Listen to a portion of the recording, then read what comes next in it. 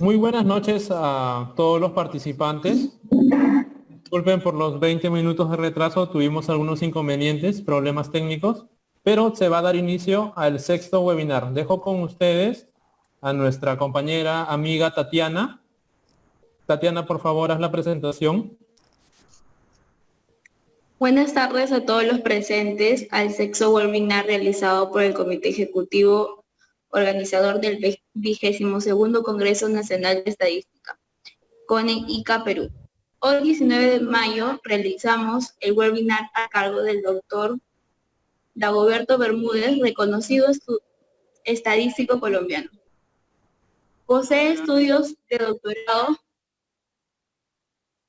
y máster en Ciencias Estadísticas, formando y capacitando para desarrollar funciones estratégicas en planeación de investigación, gestión de procesos de acopio de los datos y ejecución de análisis de los mismos. Se desempeña en el sector académico como un investigador en la disciplina y orientador de procesos de aprendizaje en estadística. En su profesión, viene desempeñándose como docente a tiempo completo en la Facultad de Estadística de la Universidad Santo Tomás de Bogotá, Colombia. Sin más preámbulos, les dejo con el ponente Dagoberto Bermúdez con el tema Modelos lineales con R. Bueno, muy buenas noches. Un placer estar aquí con la magia de la tecnología, compartiendo pues con un grupo de 73 participantes. Qué bien.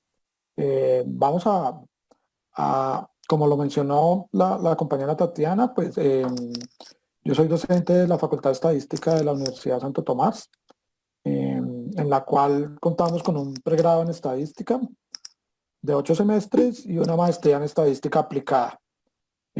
Ahí me desempeño hace 7 años como docente. Entonces vamos a hablar de modelos lineales con R, una introducción muy práctica. La teoría, pues van a hacer acto de fe, me van a creer ahí como el fondo que tiene matemático. Vamos a dedicarnos más un poquito a la parte práctica. ¿Listo? Entonces, vamos a hablar inicialmente qué es un modelo de regresión. Entonces, modelo de regresión está caracterizado por lo siguiente. Tenemos una variable respuesta, la variable y, la cual yo quiero estimar por medio de un conjunto de variables, x1 hasta xn, llamadas como variables, y una función. Esa función, pues, hay múltiples posibilidades. Más un componente aleatorio. Este componente aleatorio es necesario porque hay un modelo, pues es una representación de algún fenómeno de la vida real, bastante atrevido, diría yo, que por muy compleja que sea una función, tratemos de representar una situación real, pero pues es como lo mejor que se ha venido haciendo y en la parte estadística. Este error puede incluir, por ejemplo, fenómenos que no logremos controlar, variables que no estén incluidas en el modelo, por ejemplo. Bueno, ¿a quién le debemos por lo menos el nombre y los inicios de los modelos de regresión? A Francis Galton? Bueno, Francis Galton es uno de los personajes y de los científicos más grandes, considero yo. Tiene o tuvo un recorrido académico, aunque no fue realmente profesor de universidad, pero sí dominaba muchos campos del saber, muchas publicaciones, y fue pues primo de Charles Darwin, entre otras cosas. Contó con la fortuna de trabajar con unos genios en la estadística como uno de ellos, que fue Carl Pearson. Ellos se inventaron el concepto tanto de regresión como de correlación. Vienen ligados ahí uno con el otro, aunque no significan lo mismo.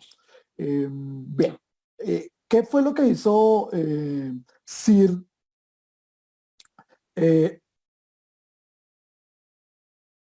Francis Galton. Él se puso en el Londres de su época a mirar las correlaciones entre las estaturas de padres e hijos, que pues son naturales.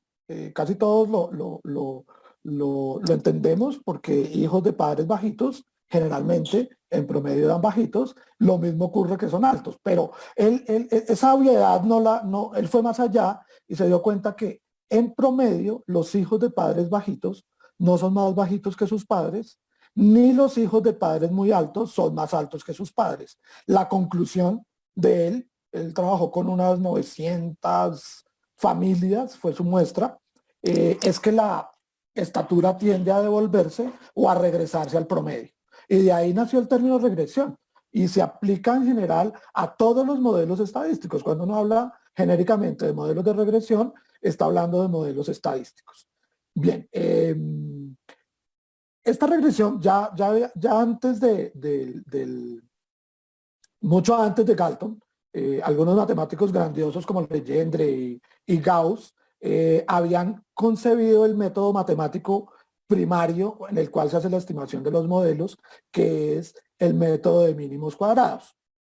Una curiosidad ahí es que el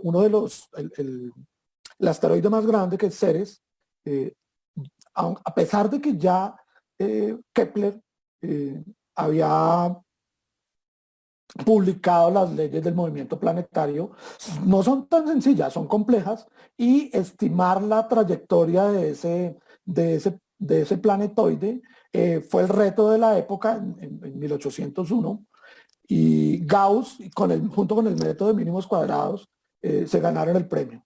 Ellos adivinaron cuál iba a ser a los 40 días, dónde iba a aparecer Ceres.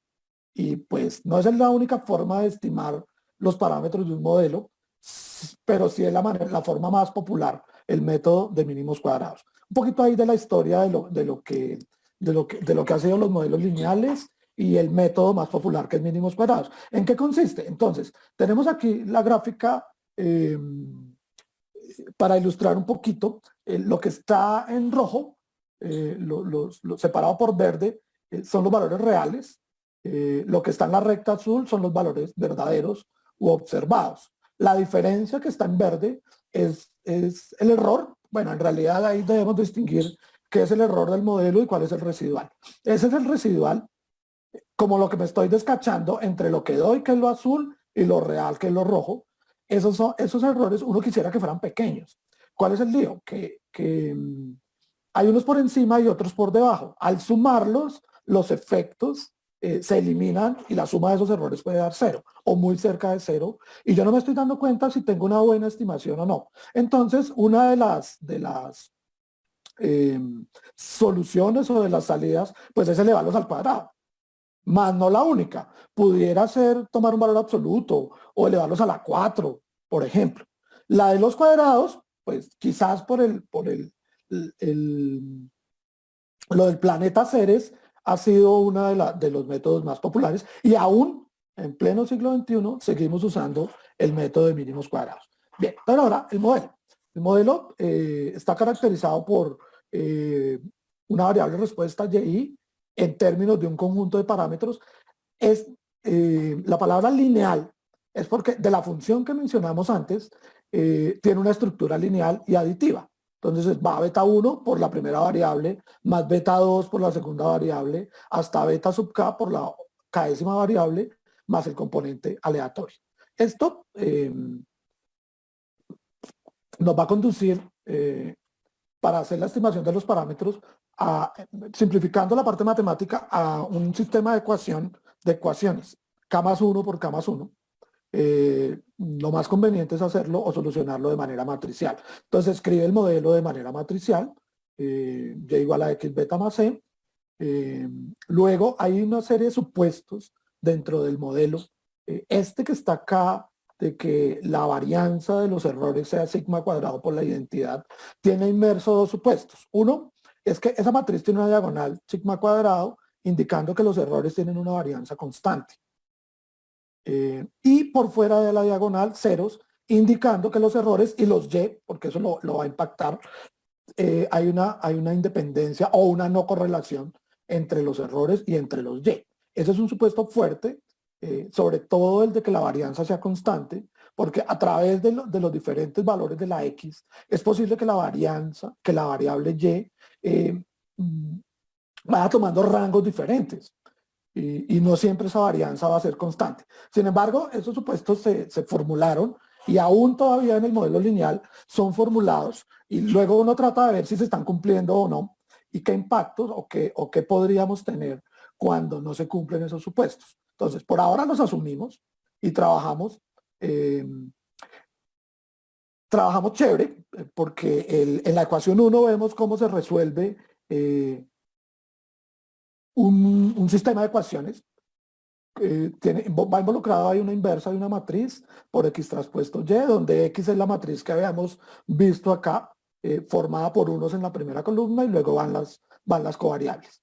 Esa matriz pues, debe tener inversa, no es siempre el caso, pero pues en la vida real, para que tenga inversa basta con que mis covariables no estén como en una combinación lineal perfecta entre ellas. Eso, cuando se observan variables en la vida real, realmente sería muy poco probable de que eso ocurriera.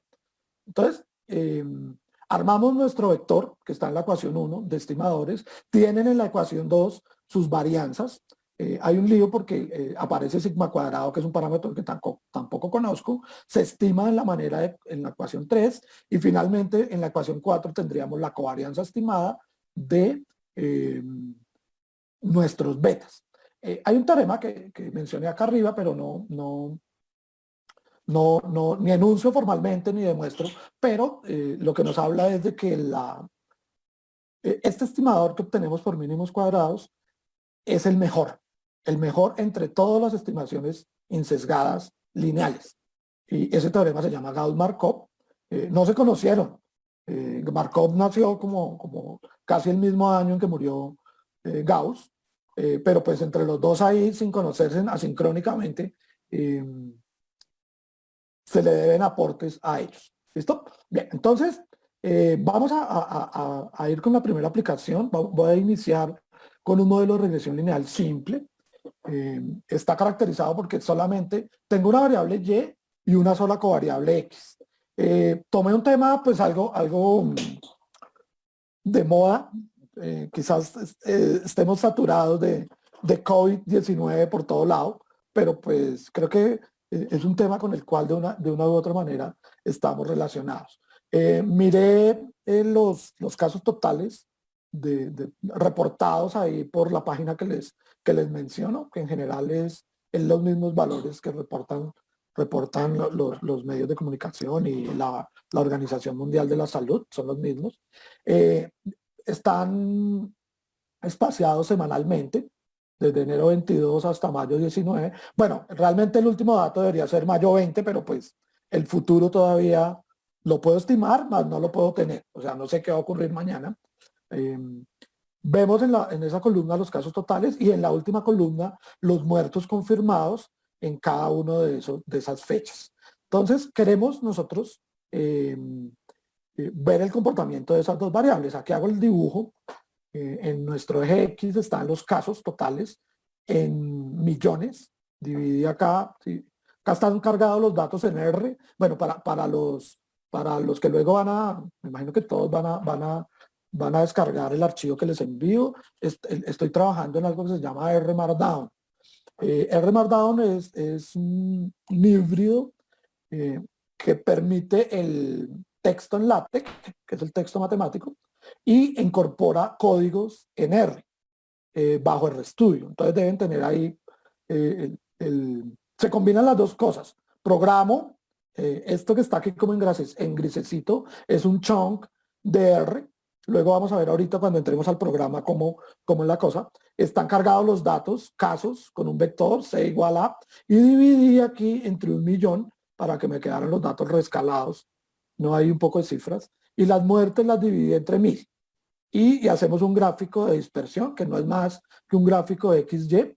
Los casos en millones en el eje X, en el eje Y están las muertes en miles.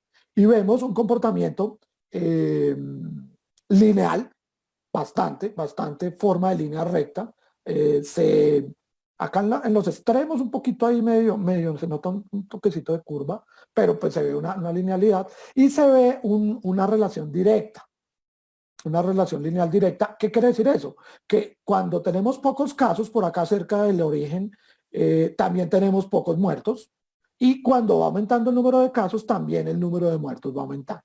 Ahí tenemos una relación lineal directa.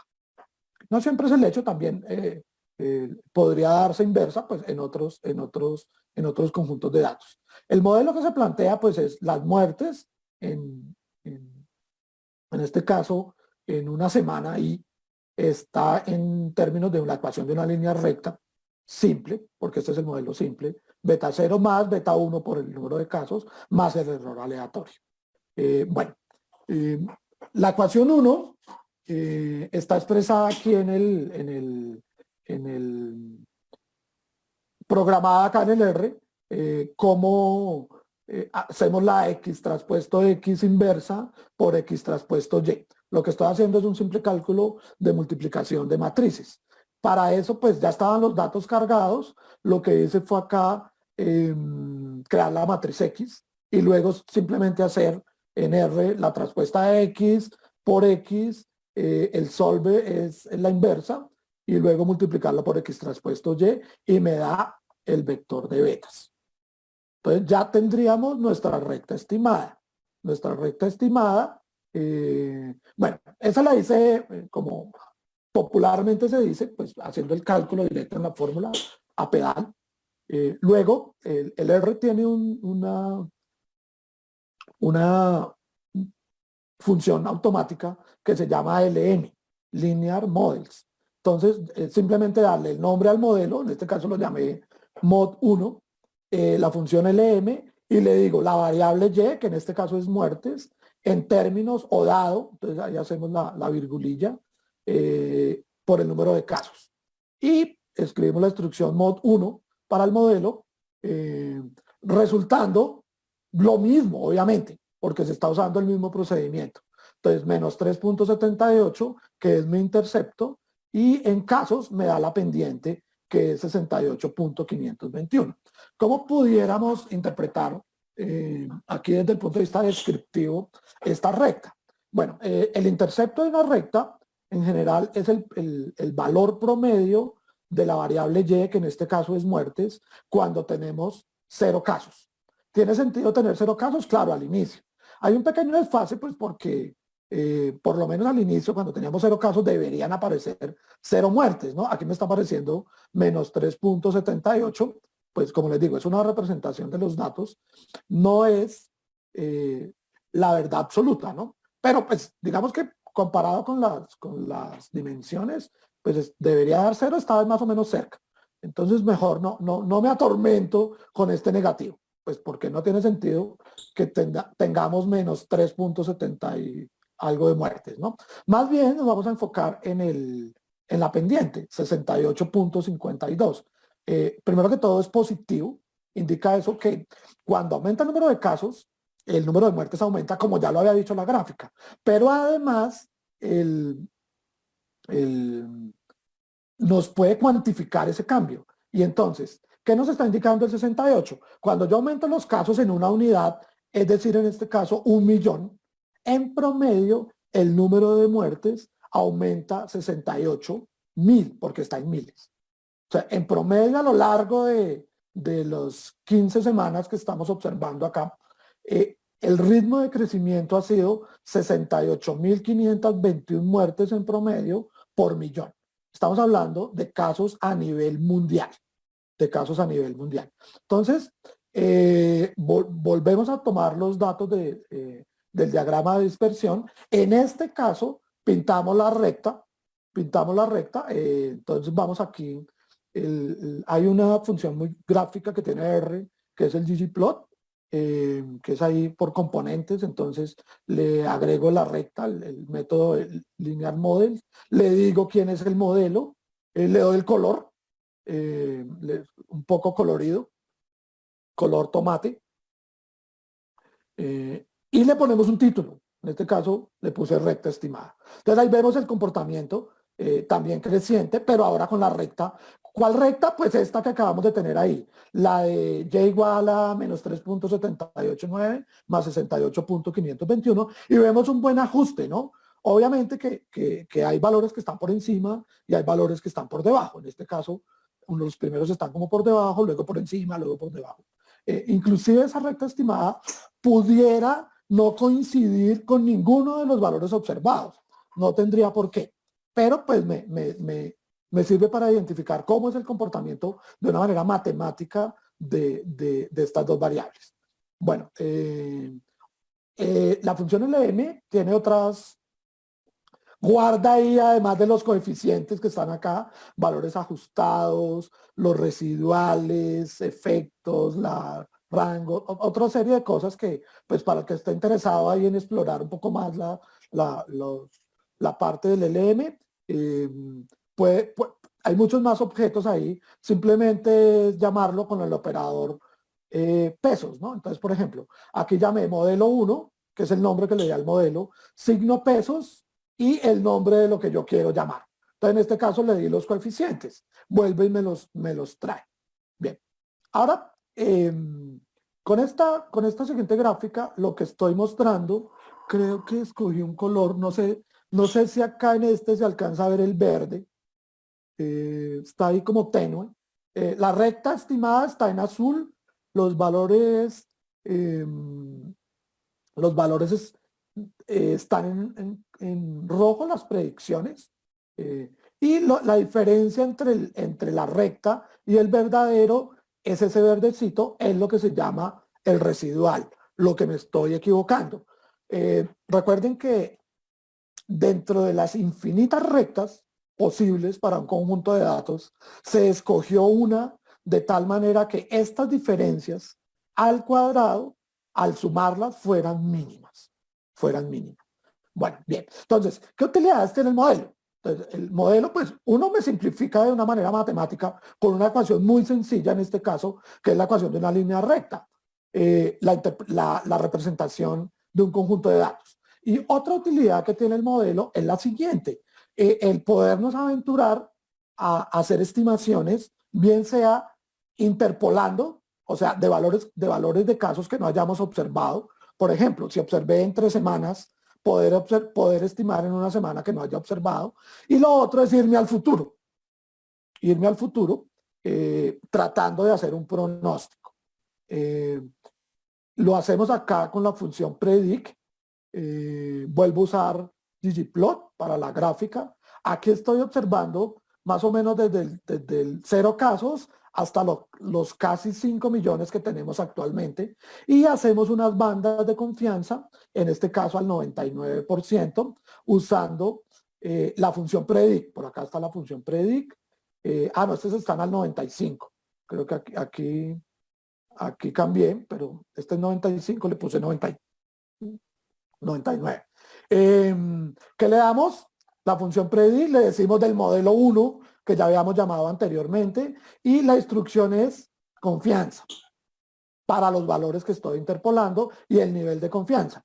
Que es importante en las estimaciones siempre dar una magnitud de cuánto me puedo estar equivocando. En este caso, ese nivel o el intervalo de confianza que generamos ahí, pues me da una magnitud de hasta dónde se puede extender. Vemos ahí que casi todos los valores están dentro de la franja, ¿no? Eso sería lo ideal. Ahora, eso es interpolando para mirar casos de 0 hasta casi los 5 millones que hemos observado. Cuando yo quiero extrapolar, irme hacia el exterior, que es lo que hago acá, fíjense que tenemos acá de 0 a 5 millones, que es lo que hemos observado, y me voy a aventurar, aquí lo hice corto, pero pues podemos hacerlo en el horizonte que queramos. No sé si se alcanza a notar, quizás es muy sutil, pero a medida que yo avanzo acá en el eje X, estas bandas de confianza deben ensancharse más. Y si me alejo más, deben mucho más ser el ancho. Entonces, ¿qué es lo que he hecho acá? También uso la función predict, pero en este caso de la estimación por fuera, ya no utilizo aquí confianza, sino predicción. Cuando veamos el ejemplo del múltiple, vamos a darnos cuenta que las bandas de confianza, cuando utilizo confianza, que es lo que estoy interpolando, son más angostas que cuando me aventuro a hacer la predicción. Bueno, acá está visualmente un horizonte hasta 10 millones, o sea, es decir que si llegamos a tener 10 millones de contagiados a nivel mundial, más o menos, miren, si miramos en el eje Y, estamos por unos 700.000 muertos. ¿Sí? Lo hago acá de manera analítica, miré varios valores, con 5 millones, con 10 millones, con 20, con 50, inclusive con 100. Y aquí está, no lo hice gráfico porque pues la gráfica ahí se perdería cuando le pongo el 100 millones comparado con de 0 a 5 que tenemos observado. Entonces, por ejemplo, cuando tengamos 5 millones, el valor estimado sobre la recta son 338.000 muertos y la franja es entre 321.000 y 355.000. Insisto acá en la importancia de dar esta estimación con una franja. Casarme con un solo valor, que es el que está sobre la recta, es no considerar lo que puedo equivocarme. Y lo más seguro es que no vaya a ser ese valor sobre la recta. De hecho, cuando vemos acá el gráfico, pocos puntos coinciden sobre la recta. No tiene por qué ser así. Pero en cambio, en esta, todos los puntos están sobre las franjas. ¿Sí? No estamos acá dando una estimación precisa, sino una estimación que involucra un error de estimación, y en ese error tiene que ver el tamaño de muestra, el nivel de confianza y la dispersión de la información propiamente dicha. Ahora, me voy a ir a un horizonte más largo, con 10 millones, que era el que estaba ahí. Se estiman 681.000 muertos, y con un escenario, digamos, optimista de 657.000 y uno pesimista de 705.000. Al aventurarme por acá con 100 millones de casos confirmados, el panorama es duro porque tendríamos una estimación de 6.848.000 muertos y la franja daría entre 6.640.000 y 7.056.000. Ahora, ¿podría cambiar esto? Por supuesto que sí. O sea, la tendencia hasta lo que hemos observado aquí, hasta los 5 millones, es lineal. Pero nadie nos dice que aquí esta recta puede tomar una curva hacia abajo. Es posible que encuentren, por ejemplo, una cura, una vacuna, que las condiciones con las cuales hemos observado de 0 a 5 millones cambien drásticamente. O de pronto eche hacia arriba. Ojalá que no. ¿Sí? Es lo que uno esperaría. Pero pues la aventura de estimar acá y tan a largo plazo debe tener en cuenta que las condiciones sobre las cuales se ha hecho la estimación no cambien drásticamente. No cambien drásticamente. Y ojalá pues este modelo, como les digo, es un modelo muy, muy sencillo, pero muy diciente. Ahora, no tendríamos necesariamente en estadística a veces de pronto esa quizás percepción de que el modelo más útil es el modelo más complejo. No, no necesariamente. Podemos tener modelos sencillos y el principio de parsimonia nos lleva hacia eso, en tener el modelo más sencillo posible con la mayor explicación. Ahora, no siempre el modelo simple, lineal simple, pues es el con el que debo quedarme, ¿no? Debo explorar más cosas, ¿no? Pero pues aquí está dando un modelo chévere. Bien, entonces esta es otra de las utilidades que tiene el modelo, además de poder cuantificar el moverme en el eje X, cuánto varía Y, es también la predicción dentro, interpolando y extrapolando. Bueno, ahora, todo lo que hicimos ahí es descriptivo. Es decir, no viendo esto como una muestra y poder hablar hacia una población, sino lo vimos meramente descriptivo. La parte inferencial, que es lo que vamos a ver acá en el siguiente pedazo, tiene un supuesto adicional. Hasta donde hemos hecho, no era necesario o no es necesario suponer una distribución de probabilidad. Bueno, para los intervalos sí, pero para la construcción de los beta no es necesario suponer una distribución de probabilidad sobre los errores o sobre los Y. Para hacer inferencia es totalmente obligatorio. Ahora, ¿cuál es la distribución que vamos a usar? La normal para el error y para los datos. Es una variable continua, simétrica, acampanada, con colas livianas. Sería muy raro pues que uno coja un conjunto de datos y justamente pues entre todas las infinitas posibilidades se comporte así. Pero bueno, es el primer inicio en el, primero que todo, casi infinito mundo de los modelos y segundo que todo, el maravilloso mundo del modelamiento estadístico, que es, pues bueno, mi tema de interés y pues vivo fascinado con esta técnica y con la estadística. Entonces vamos a ver si este modelo es significativo o no. ¿Qué significa que sea significativo? Pues que es útil para hacer estimaciones, en este caso el número de muertes por COVID-19 a nivel mundial. Vamos a ver si es útil o no. A veces el ojo lo engaña a uno, sobre todo cuando avanzamos a modelos más complejos. Yo no puedo tener las gráficas así bonitas, interpretarlas, sino cuando estoy en el camino múltiple, no puedo notar eso así como tan directamente. Entonces, ¿cómo se hace? Pues vamos a construir o a probar esta hipótesis, perdón, de que la pendiente beta 1 sea 0 contra que, uy, aquí me faltó que no sea 0, perdón. Aquí en esto me faltó, voy a ir al R, uy, acá, a ver, cambié aquí la pantalla. Este es el R donde he ejecutado todo eso que estamos viendo. Esta es como la obra negra de la construcción de lo que estamos viendo, pero no se asusten. Aquí, este es mi intervalo, acá. Beta 0, beta 1 igual a 0 contra, entonces aquí tenemos nuestra hipótesis 1 alterna y le decimos acá que no sea igual. Ahí ya quedó.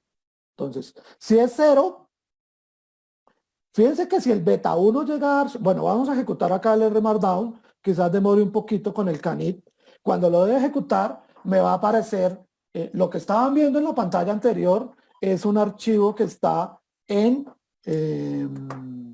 HTML. También es posible R Markdown que nos dé salidas en, uy, ya salió, que nos dé salidas en, ya arregló, miren, ya arregló lo que teníamos acá en beta 1 igual 0 contra beta 1 diferente de 0. También nos puede dar salidas por ejemplo, en Beamer, que son diapositivas, o en PDF, o inclusive en Word. ¿Listo? Bueno, entonces estábamos tratando de probar esta hipótesis. ¿Qué significa que el beta 1 sea 0? Pues fíjense que si el beta 1 es 0, cualquier valor que yo le dé a X no va a afectar la Y. Entonces, si el beta 1 es 0, yo pudiera tener 1.000 millones de muertes o ninguna y la Y tranquila, no se va, se queda quietica, ¿sí? Entonces, pues, significaría que la X no está haciendo nada.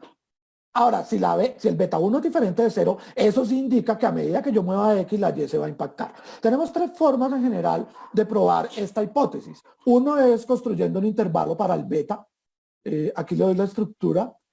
En este chunk de R que está acá en gris, no lo construí. A ver, no, mentiras, ese no es.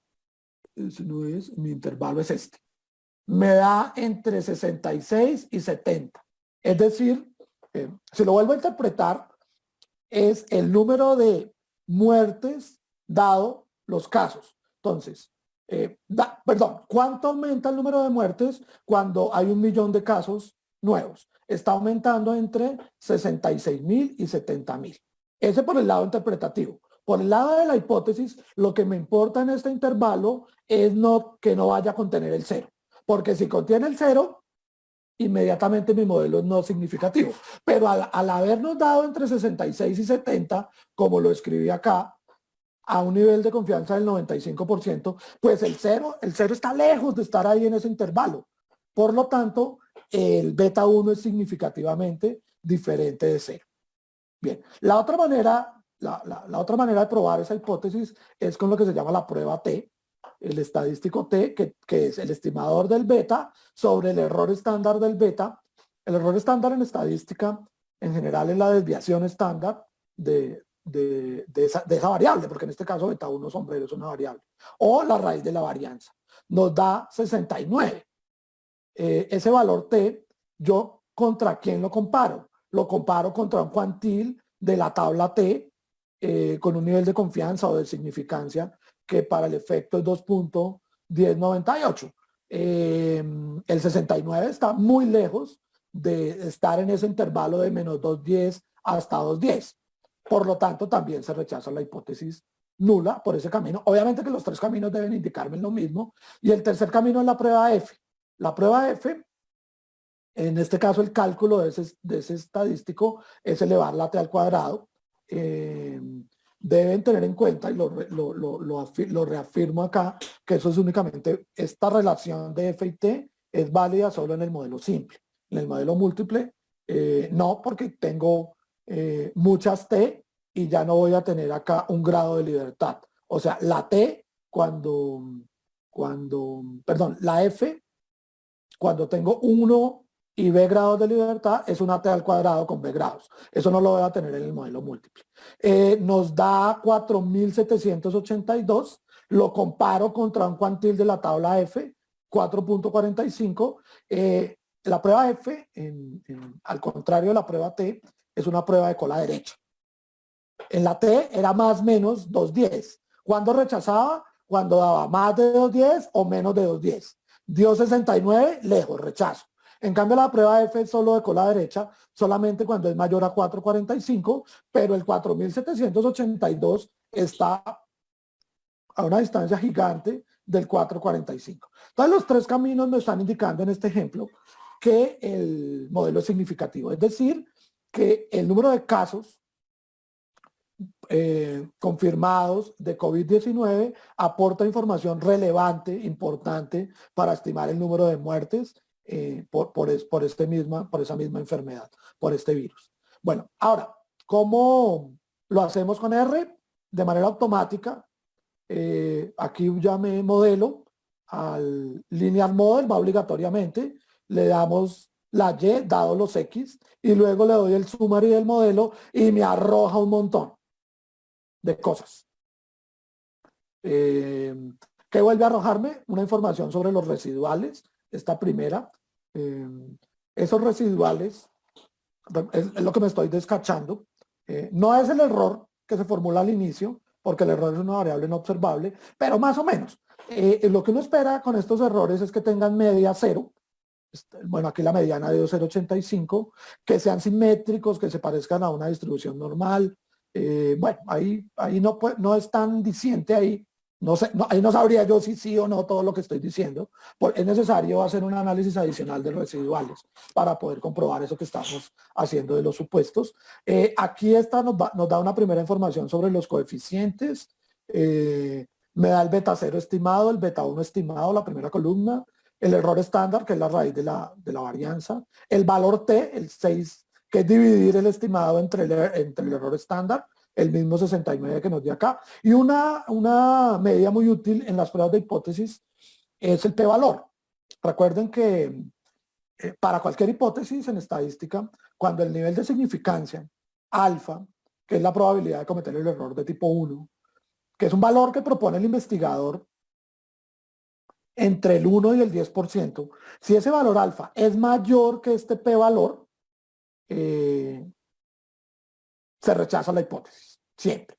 Entonces, aquí está la prueba T que buscábamos. Una gran ayuda que tiene R es ponerle asteriscos a los niveles de significancia, al p-valor. Entre más asteriscos tenga, más pequeñito es ese valor y uno no necesita casi que ir a hacer la comparación. Simplemente es ver si tiene, con un puntico que tenga, ya hay una significancia al 5%. Y pues si tiene un asterisco al 1, con 2 o con 3.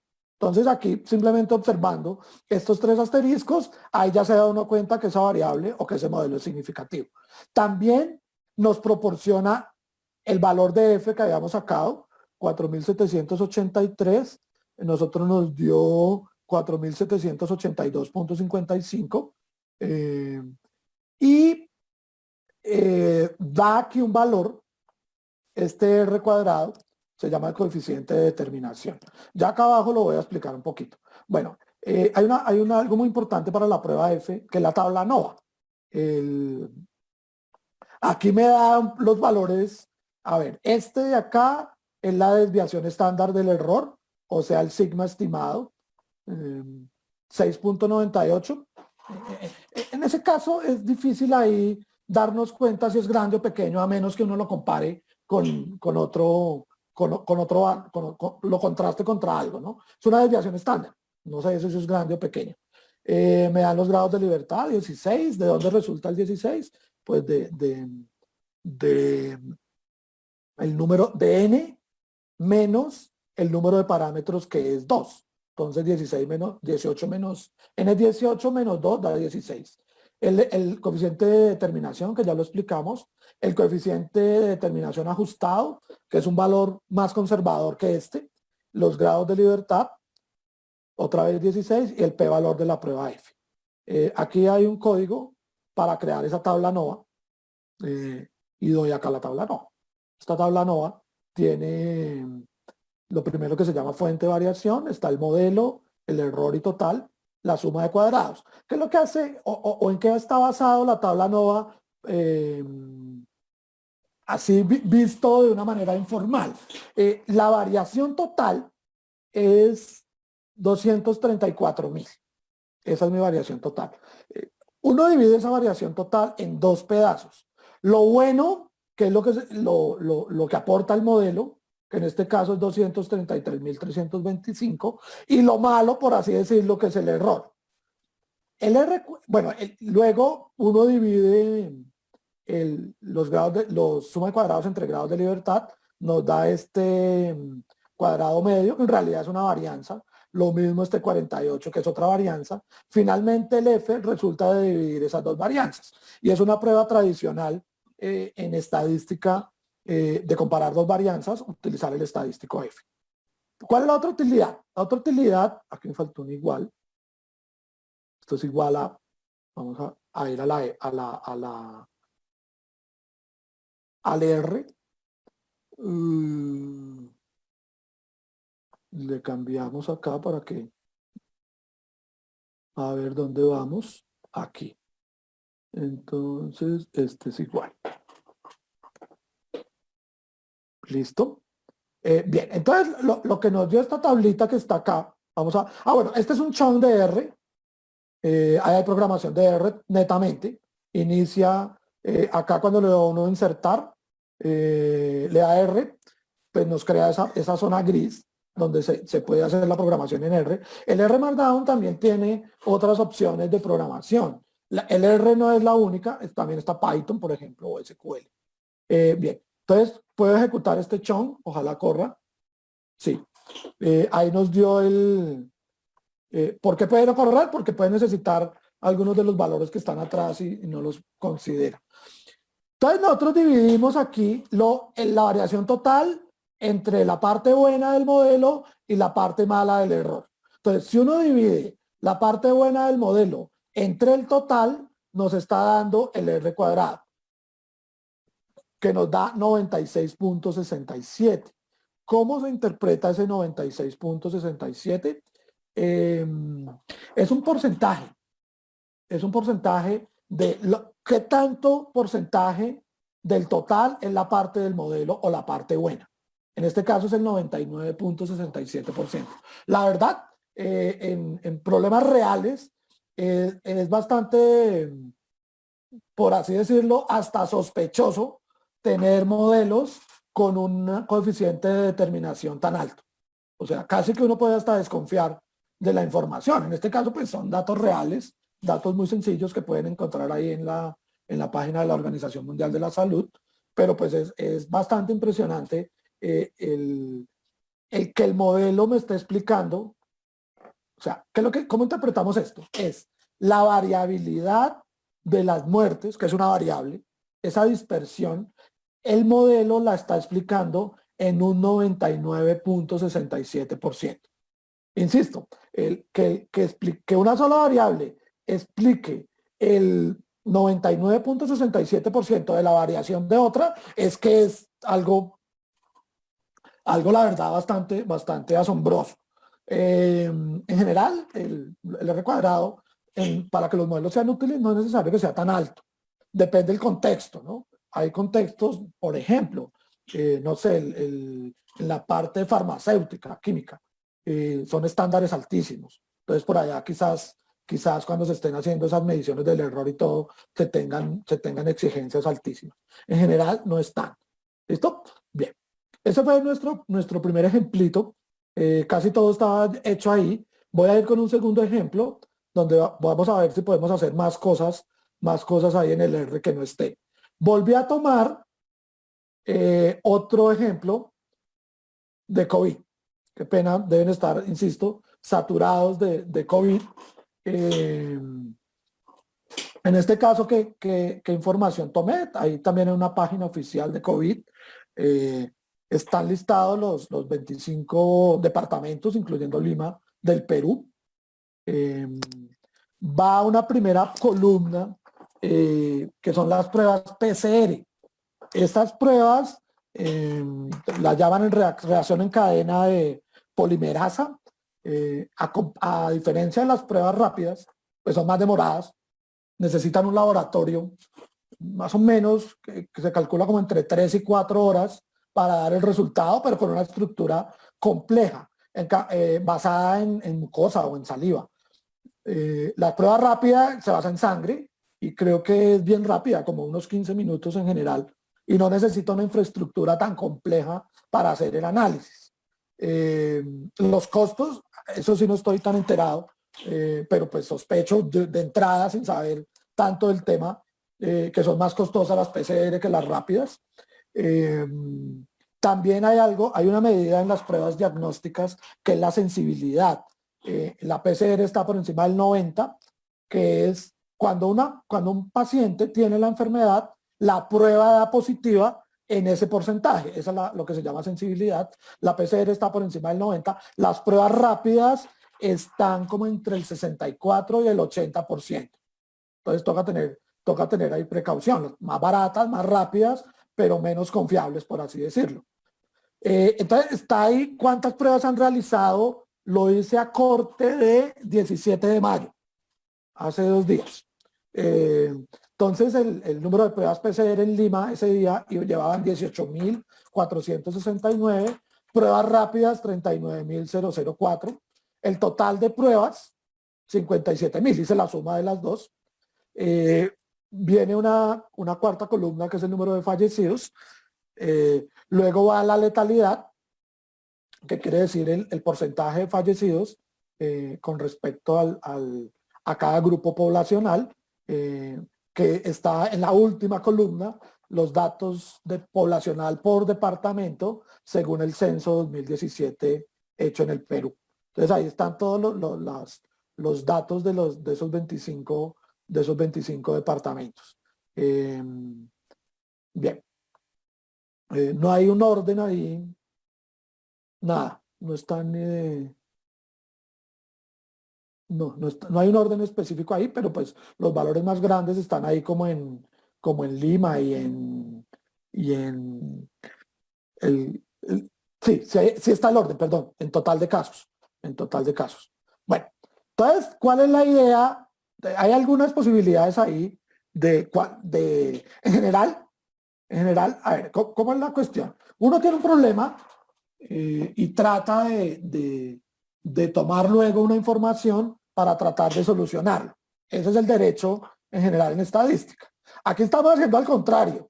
Tenemos los datos y vamos a ver para qué sirven. Eso es bastante discutible, ¿no? Como ver qué le podemos exprimir ahí a los datos. No es que no se pueda, pero como les digo, no sería el derecho. Pero bueno, aquí pues un ejercicio meramente académico, pues ahí tenemos la excusa. ¿Listo? Bueno, entonces se me ocurrió, dentro de las posibilidades de modelos, escoger como variable de respuesta el número de fallecidos, igual que que en el modelo anterior. ¿Por qué? Pues nada más ni nada menos, ¿no? El número de muertes es pues una variable bastante complicada, bastante importante, y pues no hubiera podido ser la única, ¿no? Por ejemplo, hubiera podido ser el total de casos, ¿no? También, porque ahora, más que el total de casos, posiblemente, otra información que estaba disponible, pero no la usé, pero pues ahí para hacer un estudio integral, pues las posibilidades se multiplican, y es en ese total de casos, cuántos de ellos están como en estado crítico, y que es un indicador bastante útil en el sentido de las unidades de cuidados intensivos que tenga cada uno de estos departamentos disponibles, ¿no? Porque esa es una de las complicaciones, que se lleguen a llenar esa SUSI y pues el sistema de salud colapsaría, ¿no? Entonces, no es la única manera, no es la única variable dependiente que pudiera ser de utilidad. Por sencillez tomé esa, pero pues como les digo, ahí queda abierto para tomar otras más. Bueno, entonces vamos a hacer unos gráficos exploratorios que están acá. Cogí todas las variables. Uy, ¿por qué me quedó en otro orden? X1, X3. Bueno, no importa. La intención era X1, X2, X3, X4, X5. Entonces, ¿qué está ocurriendo? ¿O para qué sirve este gráfico exploratorio? Está mi variable Y pues en principio uno quisiera expresarla en términos de todas las variables X. Porque pues uno, a menos que ya sepa de antemano cuáles son las variables buenas, pues casi que no haga el modelo entonces, ¿no? No sabemos. O bueno, uno puede presumir. Entonces, lo ideal, el escenario ideal que está en la primera fila es que las variables X estén muy correlacionadas con la Y, lo más posible. Porque yo estoy tratando de, con estas 5 variables X, explicar la variable Y. Bueno, aquí la correlación recuerden que el coeficiente de correlación, en este caso se está calculando el coeficiente de correlación lineal de Pearson, que tiene sentido cuando tengo dos variables continuas, ¿no? Cuantitativas. Se mueve entre -1 y 1. Hacia los extremos, hacia 1 y -1, indica fuerte correlación. Hacia el centro, hacia el 0, indica baja correlación. Entonces, si me voy a eso, pues estamos súper bien, porque X1 está relacionado con Y, el coeficiente de correlación es 0.85, está cerca pues más cerca del 1 que del 0. En X3 es 0.86, en X2 0.87. La X4, que es la letalidad, no está tan relacionada, y con X5 también. Entonces, eso es un buen indicio. Esa es la parte buena. Ahora, la parte que quisiera yo que no ocurriera es que las relaciones entre los X fuera baja, que eso es lo que se llama la ortogonalidad. Uno quisiera, en el escenario ideal, que lo que aporte cada variable sea independiente de lo que aporte la otra. Eso se obtiene cuando estas correlaciones están bajas. Pero uno lo primero que viene a observar acá es que X1, que es el número de pruebas PCR, está relacionado, bueno, pues con X1 no lo miro porque la correlación es perfecta con ella misma, pero por ejemplo con X2 la correlación es 0.997, con X3, perdón, con X2 es 0.994 y con X5 es 0.965. Eso se llama en el argot estadístico una alta multicolinialidad, altísima. ¿Eso es malo? Sí. Ahora, ¿qué me está indicando eso? Casi que X1 es lo mismo que X3, o que X2 o que X5. Al tener tan alta correlación, pues lo que me aporta esa variable a la Y, pues también lo van a hacer las otras, porque una correlación de 0.997 es algo bastante casi perfecto. Bueno, con X3 no era, con X3 y X2 pues es natural que ocurra, porque recuerden que X1 es el número de pruebas PCR, X2 es el número de pruebas rápidas y X3 la suma de esas dos. Entonces la correlación ahí era obvia. X3, pues ya aquí con X4, si no está casi correlacionada, casi que 0. Y lo mismo aquí X2 y X4. X2 y X5 sí es casi la misma. X4 y X5 no hay correlación. Bien. También este grafiquito que se saca con la... ¿Con qué? Pues, dándole acá, usando ggpairs o pairs de todo el conjunto de datos, pues me da ahí, además de los coeficientes de correlación, aquí da como los diagramas de dispersión y también nos da como el histograma y además nos da como una recta estimada. O sea, da un montón de información ese gráfico ahí de manera descriptiva, bastante útil. Entonces, pues yo me imaginé acá un modelo con X1, X2, X4 y X5. Bien, iba a hacer acá unos ensayos. De hecho, pues tenía planeado hacerlo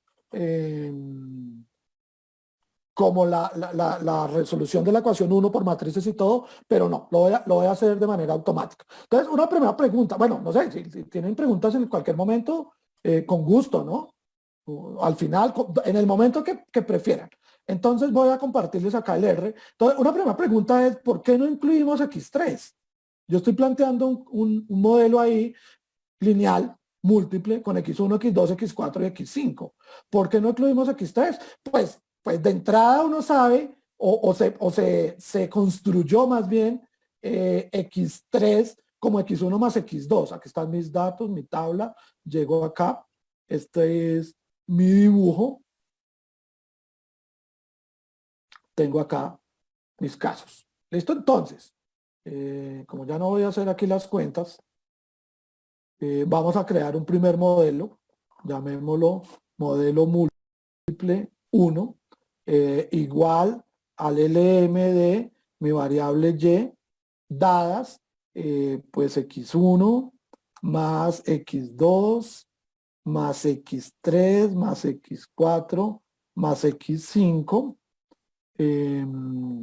Démosle por curiosidad, estoy incluyendo X3, ¿no? Yo ya sé que va a pasar algo ahí, más adelante lo comentaremos, le damos el summary o el resumen del modelo múltiple 1 y ejecutamos este chunk únicamente, no voy a ejecutar todo el programa, que es la ventaja también que tiene el Markdown, y nos da aquí.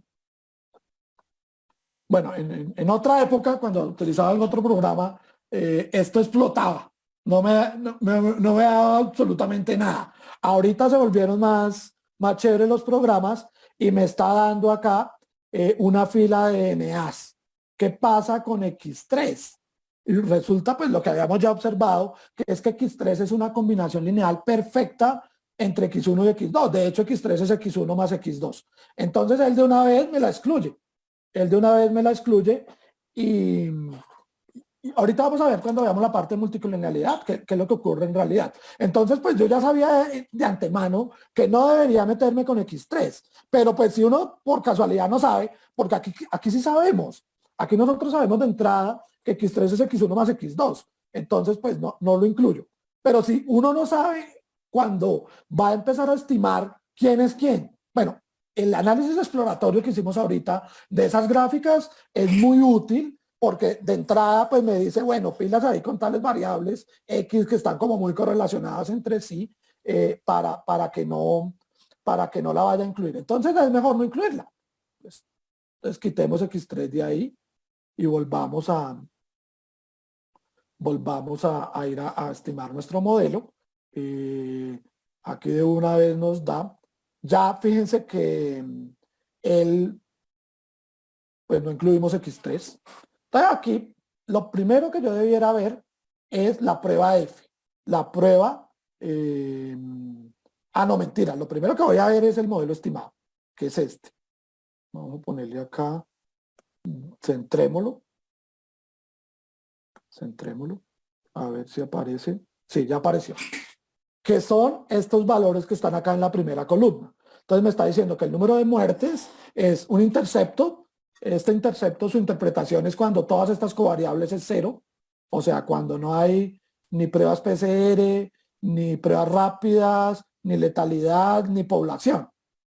Pues posiblemente no tiene una interpretación práctica, dejémoslo quietico. Bueno, hay una correlación o una relación por este menos que está acá, de este, entre X1 y la Y. O sea, lo que nos está diciendo es que entre más pruebas PCR hagamos, el número de muertes disminuye. ¿En cuánto? En 0,01. Bastante poquito. El X2 que indica que entre más pruebas rápidas hagamos, voy a tener más muertes, pero aumenta por cada prueba en 0,25. Bueno, otra manera de interpretar, perdón, este punto 0,13 es que por cada 100 pruebas PCR que hiciera, más o menos tendría un caso menos, un muerto menos, por cada 100. Aquí, por cada 100 pruebas que hagamos rápidas, más o menos voy a tener en promedio 2,5 muertos más. Esta que es X4 es con la letalidad, entonces por cada punto porcentual de letalidad, el número de muertes aumenta en 22, eso se impacta bastante. Y aquí, por cada habitante, bueno, por cada 100 habitantes más que tenga una región o departamento, el número de pruebas, perdón, el número de muertes es aproximadamente o aumenta como en 1,48. De las primeras cosas que debemos hacer en modelamiento es darnos cuenta si esos signos son lógicos o no. A mí, pues, este de la X1 no me suena mucho que dé negativo. O sea, entre más pruebas haga PCR, tengamos menos muertes.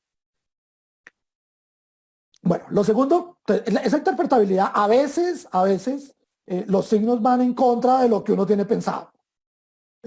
Entonces, puede ser que esté tomando mal la información, o puede ser que a veces resulta ser bastante interesante que estemos observando cosas que no se habían observado antes, o que este grupo poblacional, no estoy hablando de este modelo en particular, o de este grupo de datos, sino en general, que este grupo en particular se comporte de manera diferente al resto o a otros grupos. Y el examinar el por qué se puede estar comportando de esa forma puede que nos lleve a descubrir cosas chéveres. Entonces no debo descartar de entrada, uy, no, pero es que ahí ese signo no es. No, pues no es por qué. Entonces, esa es una primera consideración que debo hacer, ¿no? Ahora lo otro es ver, pues aquí puse en el orden el coeficiente de determinación. Este coeficiente de determinación está por acá. Bueno, a pesar, este modelo está explicando el 92,46%. 92,46%. Quiere decir que todas estas variables, X1, X2, X4 y X5, es decir, pruebas PCR, pruebas rápidas, la letalidad y la población, explican en un 92,46% la variabilidad del número de muertes en los 25 departamentos que está dividido políticamente el Perú. ¿Listo? Bien. El orden ahora es realizar esta prueba de significancia global. Voy a mirar globalmente como modelo si el modelo es significativo o no. ¿Cómo se hace esa prueba de hipótesis? Pues todos los betas, no incluyo el beta 0 porque ese no tiene variable, si son iguales a 0 o no. En este caso, esa es mi hipótesis nula. La hipótesis alterna es que al menos uno de estos beta es significativo. ¿Cómo se prueba? Con la prueba F, que está acá. Voy a escribirlo acá para que luego... Uy, ¿qué hice? Acá voy a escribir el estadístico F. Nos dio... Ese número, recuerden que es como un cociente de dos varianzas, ¿no? Entre la varianza de lo bueno del modelo y de lo malo. Ese F dio 61,28. Grande o pequeño, para hacer una F es bastante grande, pero lo puedo comparar bien sea con un cuantil de la F o con el p-valor. Para eso nos da la salida del R, nos da el p-valor, que es este que está acá. O sea, este es el valor asociado a la prueba. Este estadístico F me prueba si el modelo es significativo o no, y el valor, los grados de libertad 4 en el numerador, 20 en el denominador. ¿Por qué 4 en el numerador? Porque tenemos 4 variables, x1, x2, x4, x5. Y el p-valor que nos da acá, 6.11 por 10 a la menos 11, prácticamente 0. Entonces, recuerden que yo tomo un alfa, por ejemplo, del 1%, del 5%. Si da mayor, rechazo. Aquí sobrado, o sea, cualquier número de alfa que demos en la práctica va a ser mayor a 6.115 por 10 a la menos 11. Entonces vamos a tener que mi modelo es, pues, significativo. Entonces vamos bien. O sea, mi modelo es útil. Sin embargo, y si lo notamos acá, solamente dio con 3 asteriscos x4. Entonces viene un proceso siguiente. Ahora, si el modelo hubiese dado no significativo, chao. Búsquese otro modelo, otra manera de hacer. De nuevo, aquí el derecho a las cosas es, tenemos un problema y lo queremos solucionar desde el punto de vista estadístico.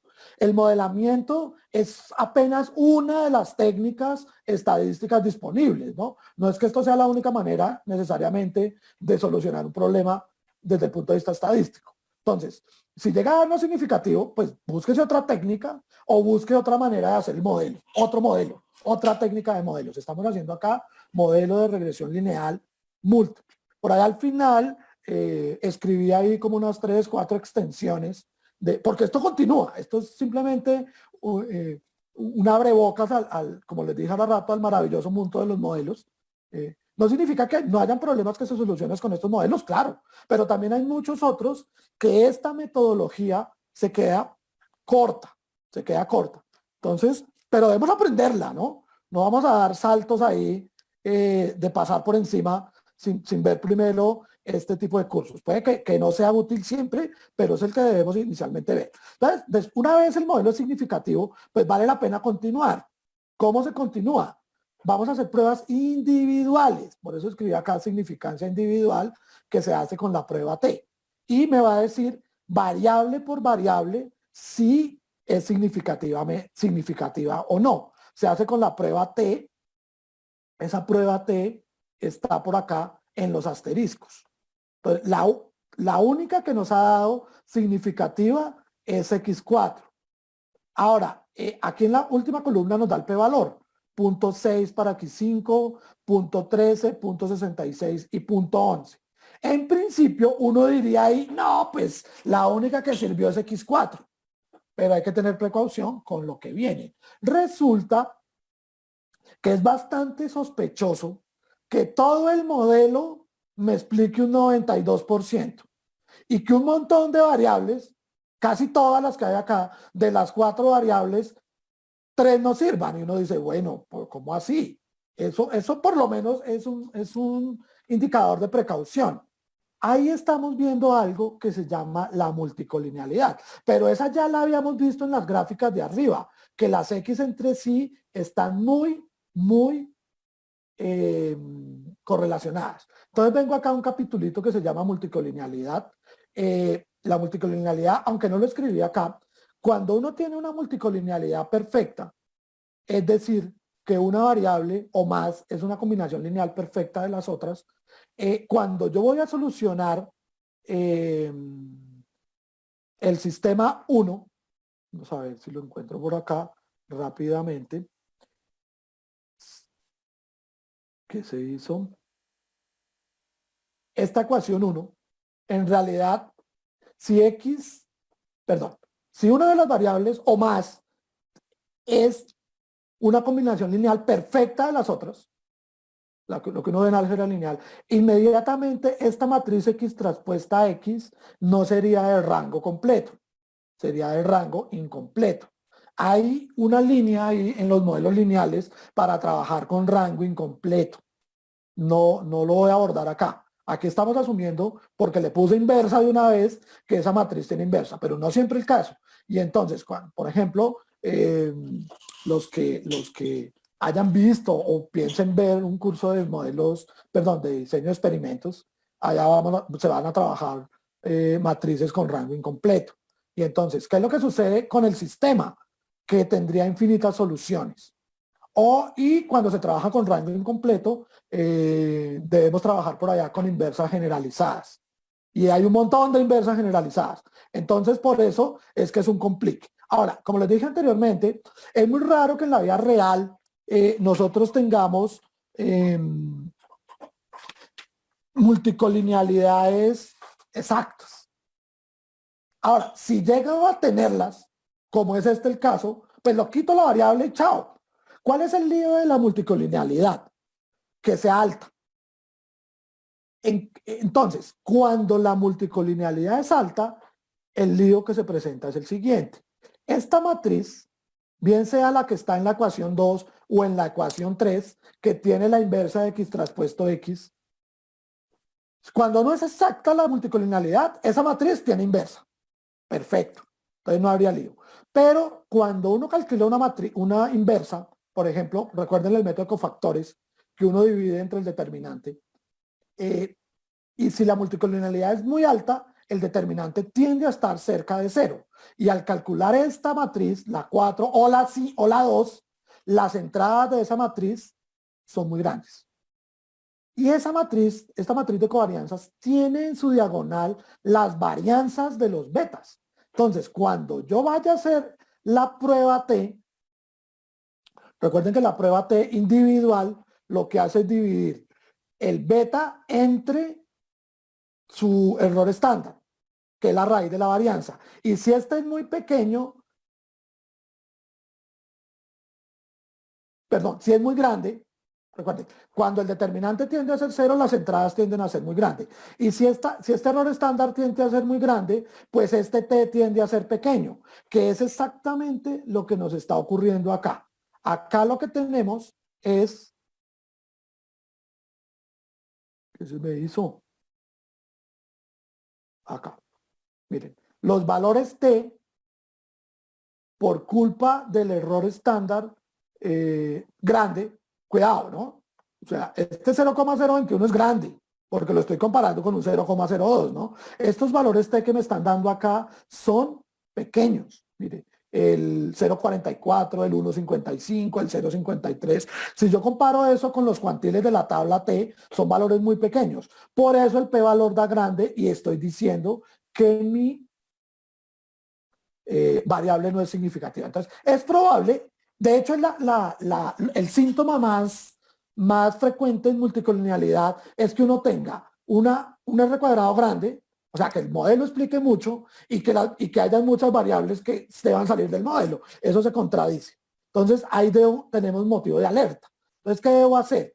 Entonces, una manera de detectar la multicolinealidad exacta no, porque si fuera exacta no tendríamos inversa, sino alta, es con el BIF. ¿El BIF qué hace? El BIF es una regresión auxiliar. Venga a ver si me aparece acá. Sí. Esa regresión auxiliar, ¿qué es lo que hace? Tengo la variable XJ, la dejo como si fuera una Y la escribo en términos de las otras. Y calculo el R cuadrado. Entonces, ese R cuadrado, si es alto, me está indicando que esta XJ está muy relacionada con todas las otras variables. Ahora, ¿por qué nos sirve siempre el coeficiente de correlación que vimos acá? Debemos tener precaución en lo siguiente, el que vimos acá. Porque este coeficiente de correlación es de 2 en 2. De 2 en 2. Este que vimos acá. ¿Por qué la regresión auxiliar es más útil? Porque yo ya estaría mirando si cada variable se está relacionando linealmente con todas las otras. No solamente x1 y x3 o x1 con x2, sino x1 con todas, de una manera, de una linealidad múltiple. Entonces, por eso es que sacamos esta. Ahora, si esto es muy alto, bueno, muy alto no se puede pasar del 1, ¿no? Entonces, cuando yo hago esta resta acá, 1 menos un valor cerca de 1 da muy pequeño, y al hacer esta división, esto da muy grande. Y si da muy grande, es un indicio de multicolinealidad. Es algo subjetivo, pero pues indica el BIF, que es el factor de inflación de la varianza. Cuando es mayor a 10, ahí hay multicolinealidad alta.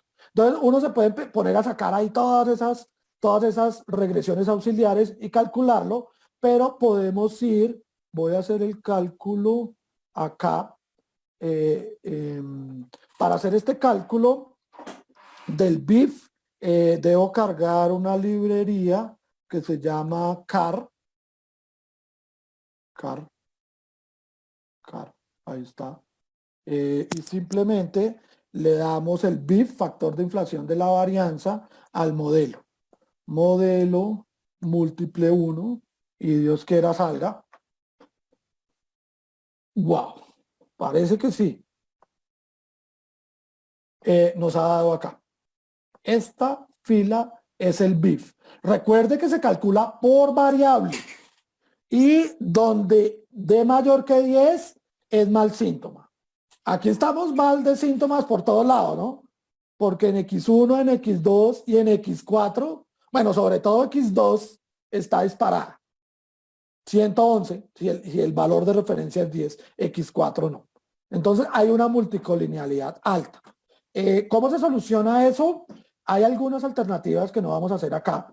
Se pueden usar, por ejemplo, componentes principales, o se puede usar algo que se llama la regresión de cresta, pero pues son soluciones ahí a esa multicolinealidad. La más fácil, no siempre recomendada, es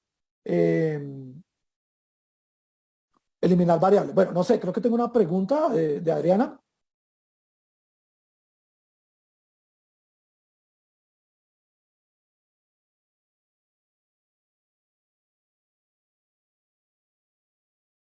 No sé si alguien hasta ahí, hasta el momento tenga preguntas.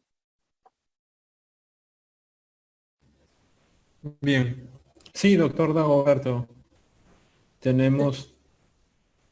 ¿La resuelve ahora o al final Como de su prefiera. presentación? No tengo lío. Bien. Vamos a leer una de las últimas. Bien, nos pregunta... ¿Qué significa interacciones? Un concepto de Bueno, interacciones. dentro de la gama de posibilidades que uno tiene en la estimación de Y, insisto, supongamos que el problema que a mí me dieron es, tengo estos datos, esta es mi tablita de datos, y me dicen, estime el número de fallecidos. Entonces, uno tiene un conjunto de variables disponibles, bien sea que ya las haya tomado alguien, aquí los gobiernos, los departamentos acá, las debieron haber tomado, o que uno les toque hacer un muestreo o hacer una medición, etcétera.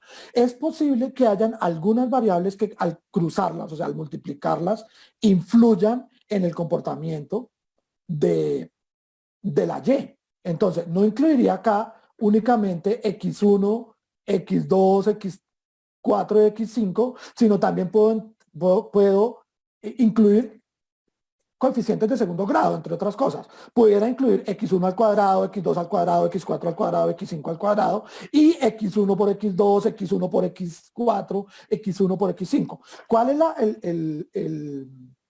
a veces dan significativos esas interacciones, se llaman. El lío ahí es la interpretación. ¿Qué interpretación pudiera tener el beta? A veces no es fácil de interpretar, pero a veces sí es útil y aporta o incrementa una mejor estimación en el modelo. Correcto. Tenemos otra pregunta de Carlos y nos dice, ¿cómo podemos evitar esa multicolinealidad? Bueno, les estaba hablando precisamente ahorita al final de cómo se arregla. O sea, si la multicolinealidad ya está, pues no hay nada que hacer. Una manera sencilla es quitar la variable, en este caso X3, pero no siempre se recomienda. ¿Qué tal mi variable que sea candidato a que elimine, sea clave en el estudio? O sea, que uno le diga al experto, esa variable tiene que ir en el modelo porque es que es fundamental para hacer la estimación. Entonces, como le digo, a veces hay una solución muy simple que a veces funciona y es aumentar el tamaño de muestra. En este caso no podría funcionar porque tendría que crear más departamentos en Perú, pero a veces uno tiene la posibilidad de incrementar el tamaño de muestra. ¿Por qué sirve? Supongamos que uno tiene una relación de que x3 es tantas veces x1 menos tantas veces x4. Eso puede que se cumpla en varios datos, en varios individuos. Pero cuando uno tiene más individuos, la probabilidad de que esa relación se siga cumpliendo baja. Entonces puede que se arregle un poco esa multicolinialidad. Eso es aumentando el tamaño de muestra. Ahora, otras que les nombraba ahorita es hacer componentes principales. Eso es bastante útil cuando mi número de covariables es grande.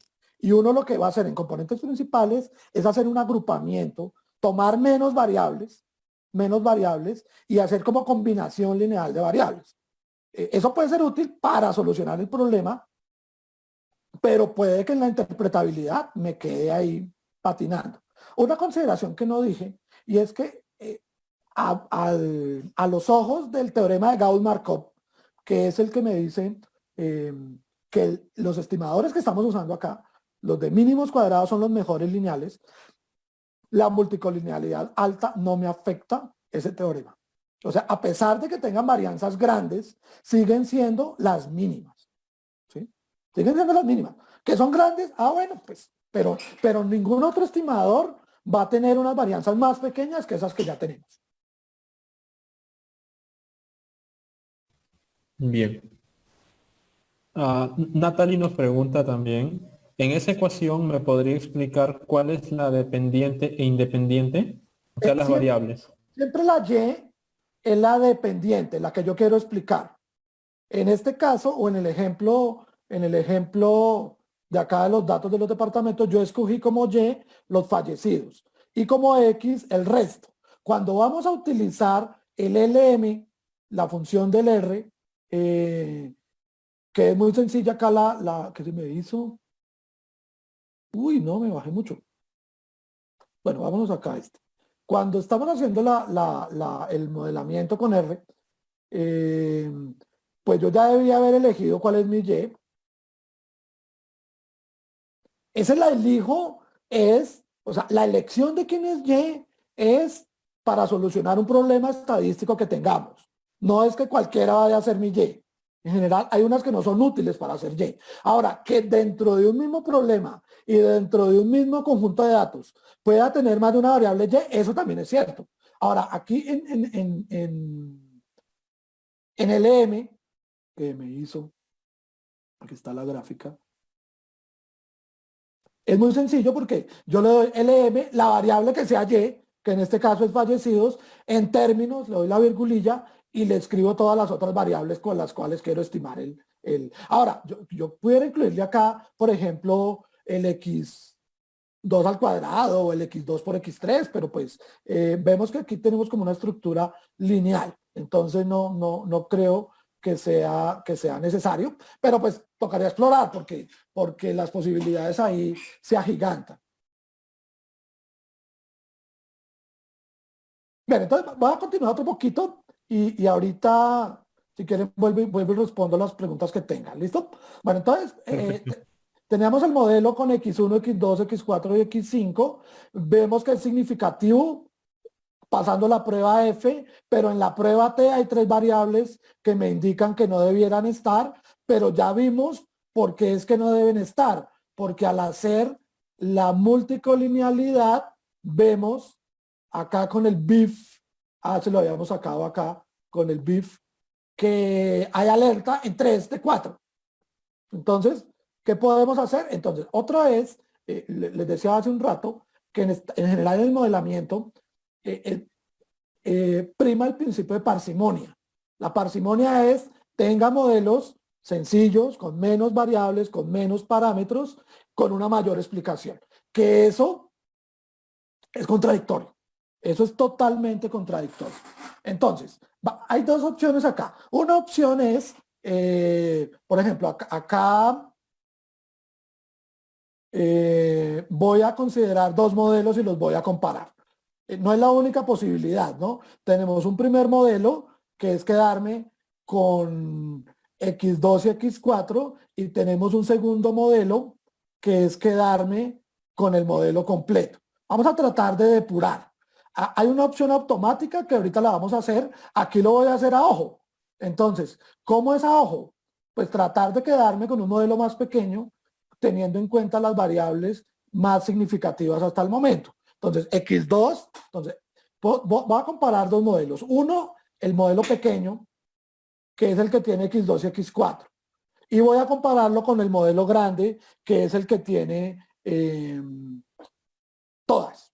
Entonces, vamos a probar una hipótesis. ¿Cuál hipótesis? Esta hipótesis de que beta 1 y beta 5 son 0. Si beta 1 y beta 5 son 0, pues yo me quedo con el modelo más pequeño.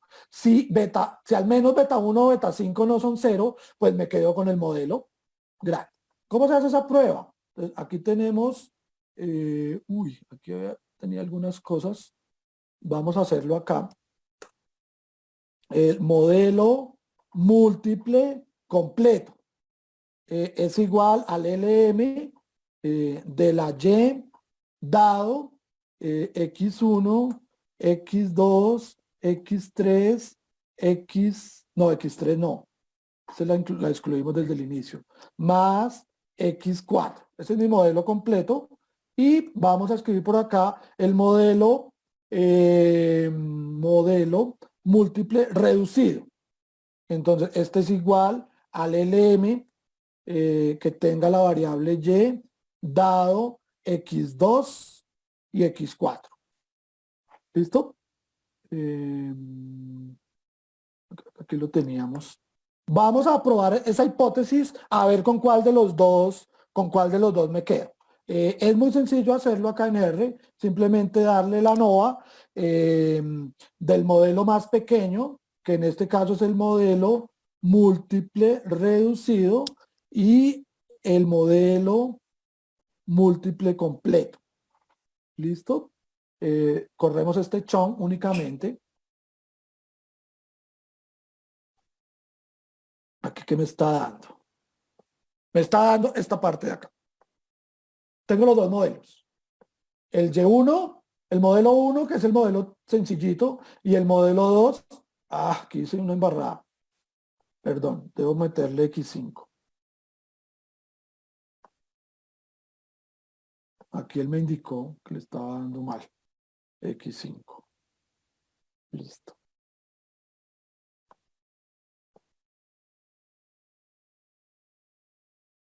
Ahora sí. Entonces, él está comparando acá, calcula un estadístico F que dio 0.25 y calcula un p-valor, 0.77. Fíjense que ese 0.77 es mucho más grande que cualquier alfa razonable que uno dé.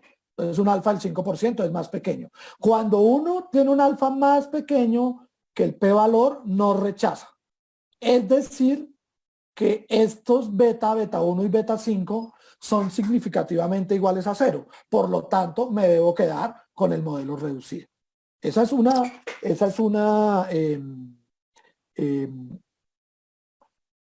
algo muy chévere porque me permite comparar entre modelos. Ahora, vamos a mirar algo rápidamente y es, ¿qué me hizo? El log summary de estos dos modelos. Entonces vamos a ver acá el summary del modelo múltiple completo y el summary del modelo múltiple reducido. A ver, vamos simplemente a comparar los dos R cuadrados. Está acá. Este es el modelo completo, tiene un R cuadrado de 0.9246. O sea, las cuatro variables me explican el 92.46% de la variabilidad de los fallecidos. Y cuando tengo el modelo más pequeño, ese modelo más pequeño me explica el 92.26. Fíjense que explica prácticamente lo mismo. Uno el 92.26, el que tiene solo X2 y X4, y el otro el 92.46. Lo que aporta es bastante poco. Siempre, no lo había dicho, el R cuadrado tiene un defecto, y es que a medida que uno le agregue variables al modelo, el R cuadrado tiende a aumentar. Nunca disminuye. Entonces, pues si la competencia fuera un R cuadrado alto, pues póngale variables y variables y variables, así no tengan nada que ver. En este caso, a simple vista del R cuadrado, las variables que le estoy quitando al modelo grande o sea, lo que es X1 y X5, no estaban aportando prácticamente nada. Esa es otra justificación de por qué debo quedarme con el modelo más pequeño. Ahora, aquí lo hice a ojo y ustedes dirán, bueno, ¿y por qué no se quedó, por ejemplo, con X1 y X4 o con X4 y X5? Pues tendría que ponerme a hacer y hacer y hacer una gran cantidad de posibilidades. Hay una opción que tiene el R y es una escogencia por algún criterio que es el STIP. El STIP tiene tres formas. Coger el modelo grande con todas y empezarle a quitar hasta quedarme con el modelo más pequeño que sea significativo. Y la otra manera es empezar de lo pequeño, ir hasta lo grande a ver a cuál llego. Y el otro es los dos métodos.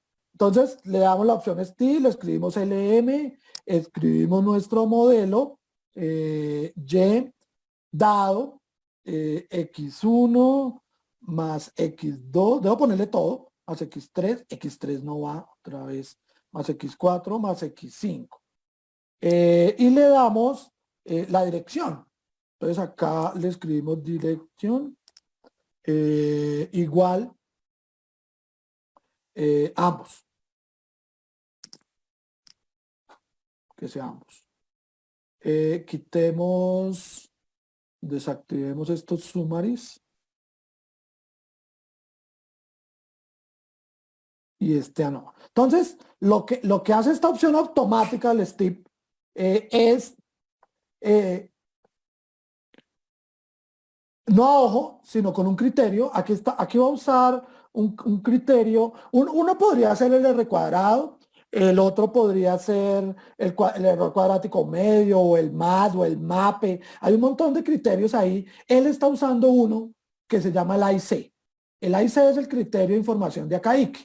El criterio de información de Akaique, bueno, insisto que es corto el tiempo, pero básicamente él fue el pionero Akaique de los criterios de información, evitando lo que hace el R cuadrado, que a medida que le agrego variables, él mejora. Entonces, el Akaique dijo, bueno, listo. Bueno, el ingeniero Akaique japonés dijo, vamos a hacer lo siguiente, vamos a premiar lo bueno y vamos a castigar lo malo. Y hacemos un balance de las dos cosas. Y el AIC hace eso. Y el AIC más pequeño me da el mejor modelo. Entonces, él empezó el modelo con todas.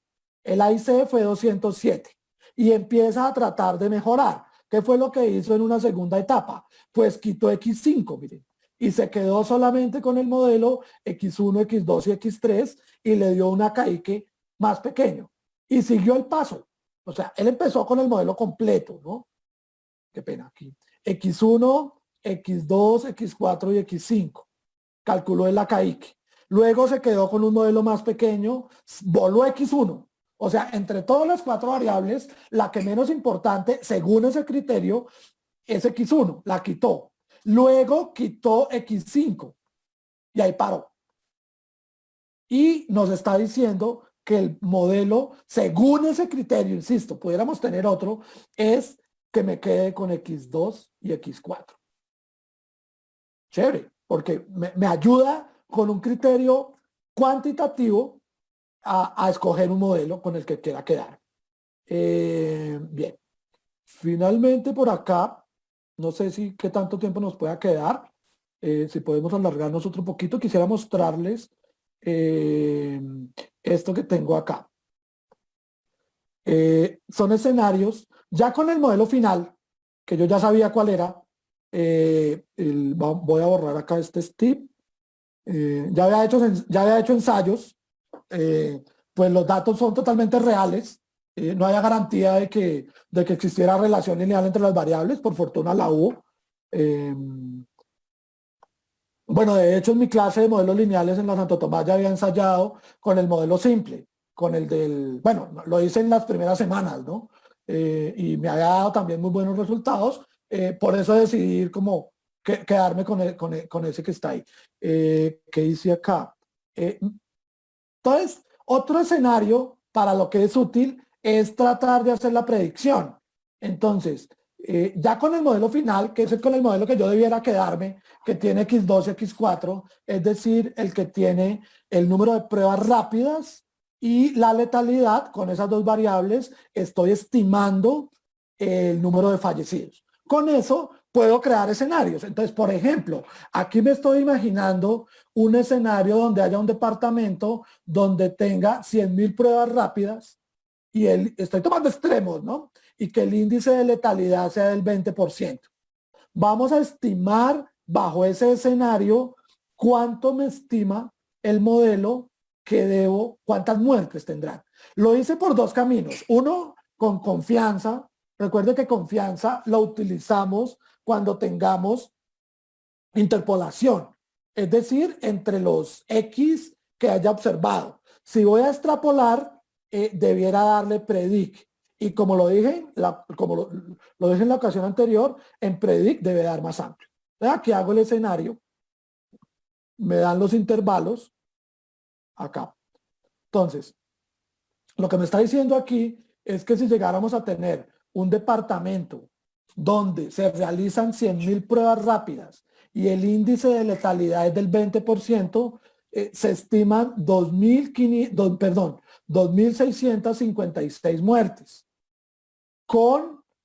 Pero, insisto, la estimación puntual no siempre es útil porque esa no va a ser, con toda seguridad casi, que puedo decirles que no va a ser. En cambio, cuando doy la franja, sí es muy probable que eso sí ocurra. Entonces, estaríamos estimando entre 2.327 muertes y 2.984 si interpolo.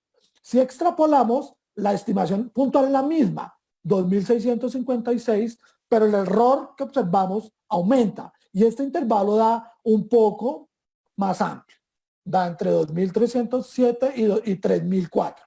Entonces, puede servirle este tipo de escenarios, digo yo acá, el optimista de 2.307 y el pesimista, para hacer consideraciones extremas, ¿no? Lo mejor que me podría ir es tanto, lo peor que me podría ir es tanto. Bien, aquí hago, las dejé inactivas, que son las pruebas que uno debe hacerle a los residuales para saber si se están cumpliendo los supuestos.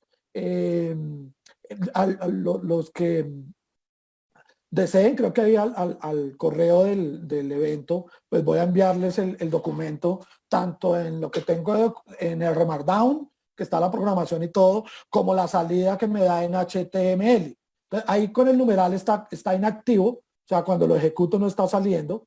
Aquí acabo de ejecutar de nuevo todo el archivo. No, fíjense que aparecen ahí inactivas y no aparece. Bueno, entonces una última consideración. Tengo acá algunas referencias. Estos libros, pues el libro de Paraguay es bastante actual, de 2014. Es muy chévere porque trae algunas cuestiones en R ahí de ayuda. El libro de Curie es un libro teórico, lo mismo que el Searle.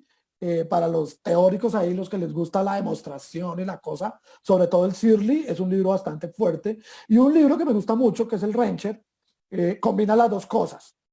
Te trae ahí la parte teórica, pero no es tan formal como el Searle es el Searle. El Searle y el Curie son libros más fuertes, casi de un nivel, diría yo, casi de maestría, un nivel de posgrado.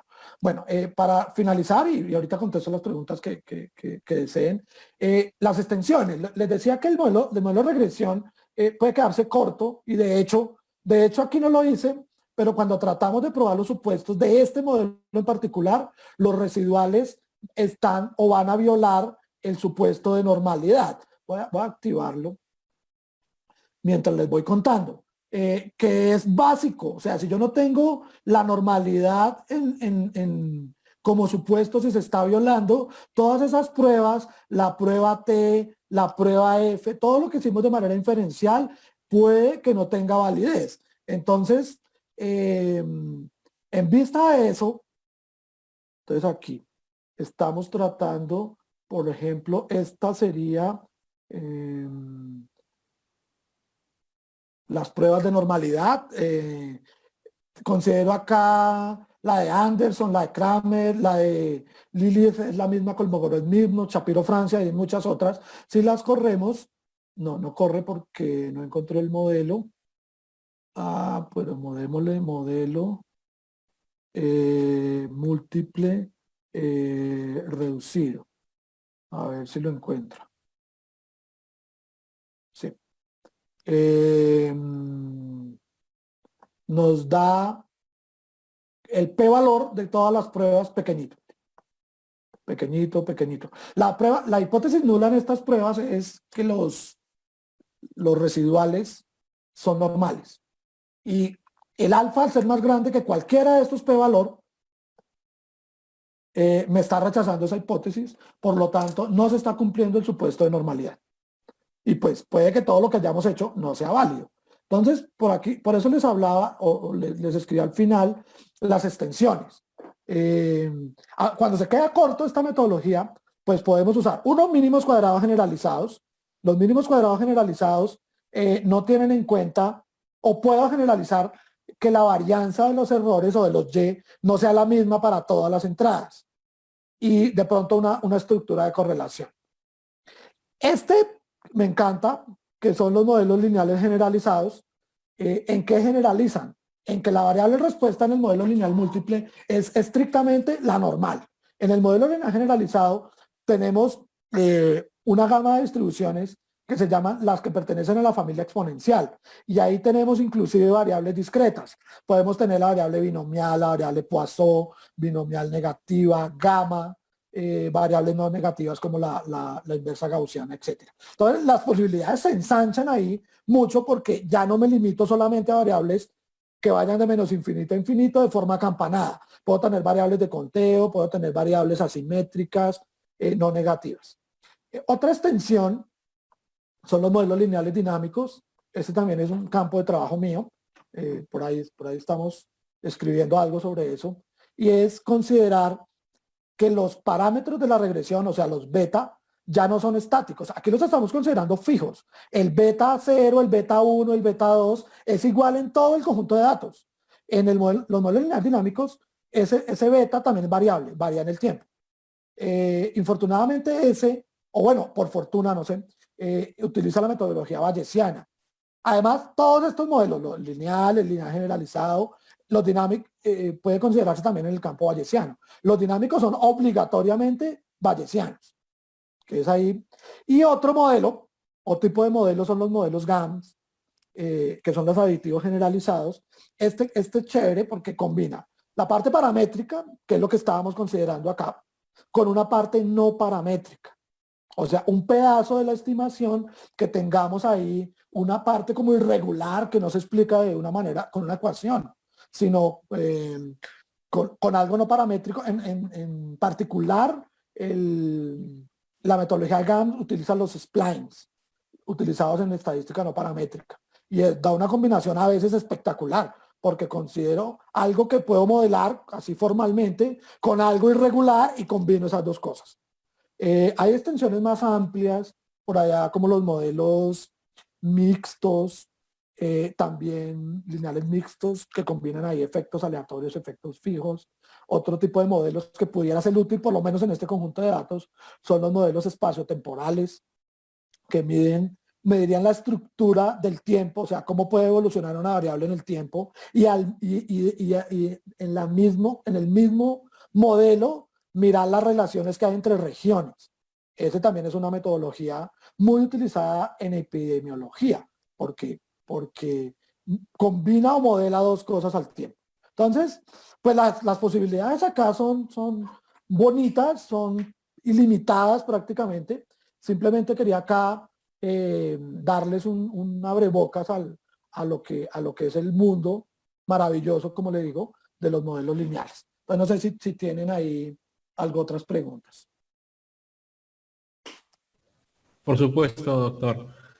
Adriana nos preguntó, ¿habría necesidad de reducir el número de variables para evitar la multicolinealidad? Pues esa es una opción, ¿no? Tanto que elimine a ojo, como cuando se hacen componentes principales. Componentes principales lo que hace es agrupar, hacer montones de variables, y como que hago una combinación lineal de ciertos grupos de variables y tomo solo como la combinación lineal de ese grupo, y ese sería una sola variable. Entonces está reduciendo el número de variables necesariamente. Esa es una solución que debe usarse con precaución. O sea, por ejemplo, aquí nosotros eliminamos por multicolinealidad PCR, que es X1. Pero aquí puede llegar el epidemiólogo y decirme, vea, usted lo que está haciendo ahí no lo puede hacer, porque el modelo que yo considero tiene que tener las pruebas PCR sí o sí. Entonces, pues me toca dejarla. ¿Por qué? Porque el experto me está diciendo que ese modelo tiene que tener esa variable. Entonces, cuando elimine variables, con cuidado porque puede que esté uno quitando variables, a pesar de que sean no significativas, que las debo dejar si el experto o el entorno del problema me obliga a dejarla por su importancia. Bien. Freddy nos consulta si existe valores atípicos en la variable, ¿cómo solucionaría estos valores? Bueno, ese es un pedazo al cual no alcanzamos a llegar. Cuando uno hace el análisis residual para dos fines. Uno, para tratar de verificar los supuestos de normalidad, de varianza constante. Y luego, el otro fin que tienen los residuales es el análisis diagnóstico. A veces hay un solo valor, creo que no lo hice acá. Sí, yo hice la exploración y en este caso, Lima. Lima daba lejísimos en el análisis exploratorio. Vamos a ver si lo puedo hacer acá, si me permiten. Ese análisis de datos atípicos sí que es complejo porque uno, cuando uno tiene la certeza de que el valor es errático, o sea, se observó mal, pues quítelo o corríjalo. Pero cuando el dato es real, está uno en líos, porque debe medir esa influencia del... Bueno, aquí estoy haciendo un análisis diagnóstico muy rápido. Me está dando aquí, cuando hago los residuales con el modelo ajustado, que la observación 3 es... ¿Qué me hizo? 1, 2, 3. Lambayeque, que tiene 10.065 PCR, 3.500 pruebas rápidas, un total de casos, tiene una letalidad, digamos, relativamente alta con respecto a los otros, nos está dando acá como diferente a los demás. Está por fuera hay algo diferente en ese departamento. Debo examinarlo ya con lupa. Cuando miro acá, el QQ-plot, que es el que me da la normalidad, entonces aparecen tres valores influyentes. El 3, el 1 y el 12. Toca examinar qué es lo que está pasando con Lima. Pues bueno, aquí tiene un total de casos muy grande con respecto a los otros. El 3, que es Lambayeque, y el 12, que es 3, 6, 9. Tumbes, si no estoy mal. Entonces Tumbes tiene poquitas pruebas, pero tiene una alta letalidad. No sé, o el número de fallecidos es 59 con respecto a todos estos. Toca ya con lupa ir a ver qué es lo que está ocurriendo con esas tres observaciones. Aquí estamos viendo los residuales estandarizados. También el 3, el 12 y el 1, bueno, el 3 y el 12 están fuera de lo común, pareciera que se está saliendo del 1.5, y cuando miro acá los leverage, los puntos de apalancamiento, también el 3, el 1 y el 12 son de prestarle importancia. En este momento pues me tocaría ir a examinar pues qué ocurre en realidad, por qué está pasando eso. No los puedo quitar, puedo mirar cuál es su influencia, por ejemplo, en la estimación de todo el modelo. Mis estudiantes de modelos lineales deben estar ahí esperándome, pero quiero rematar acá esto de manera chévere. Uno puede mirar esos puntos, cuál es su influencia local o su influencia global, si lo quito, si lo pongo, y darnos cuenta cómo está comportándose ese valor. Un solo valor puede sesgar la estimación, pero no los debo quitar si estoy seguro que la información es verídica. O sea, lo primero que hubiera debe uno hacer es ir y mirar si estos valores, no fue que se me fue un 1 de más, un 0 de más en la escala, ¿no? Si son reales debo dejarlos, pero debo examinarlos con lupa. Entonces, hay algo interesante también, el ver por qué estos tres datos se están comportando diferente, qué tienen en común. Entonces tocaría ir a mirar allá con el experto en epidemiólogo o no sé cuál experto pudiera ayudarnos ahí. No sé si hay otra pregunta por ahí. Sí. Bueno, Jesús nos pregunta, ¿al modelo reducido sería factible evaluar la multicolinealidad o BIP? Claro, claro, claro. Pero